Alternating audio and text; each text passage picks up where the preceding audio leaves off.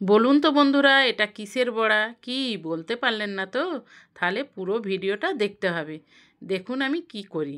দুপুরের ভাত বেঁচে গেছিলো, ভাতের মধ্যে দিয়ে দেবো গাজর কুচি, ক্যাপসিকাম, ধনেপাতা, পেঁয়াজ পাতা, পেঁয়াজ, কাঁচা লঙ্কা, বেসন, স্বাদ মতো নুন দিয়ে দেবো, হলুদের গুঁড়ো, লঙ্কার গুঁড়ো, আর দিয়ে দেবো একটা ম্যাগির মশলা।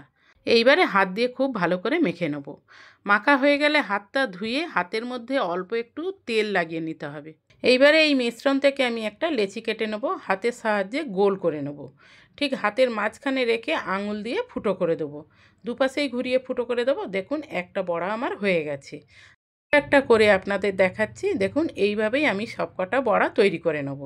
তেল আমি আগে থেকে গরম বসিয়ে দিয়েছিলাম, একে একে বড়াগুলো সাজিয়ে দেবো। গ্যাসটাকে লোতে রেখে দিয়ে উল্টে পাল্টে লাল করে বড়াগুলো তুলে নিতে হবে। গ্যাসটাকে লোতেই রেখে ভাজবেন, নাহলে ভেতরে কাঁচা থেকে যাবে আর ওপরে লাল হয়ে যাবে। দেখুন আমি কিভাবে লাল করে তুলে নিচ্ছি। সবকটা আমি এইভাবেই ভেজে তুলে নেব। কি বন্ধুরা, এবার বুঝলেন এটা কিসের বড়া? আমি এটা নাম দিয়েছি ভাতের রোলার। সন্ধ্যে স্ন্যাক্সে চায়ের সাথে এটা বাড়িতে অবশ্যই একবার করে দেখবেন। যদি ভিডিওটা ভালো লাগে তাহলে একটা লাইক করবেন, শেয়ার করবেন আর কমেন্ট করবেন।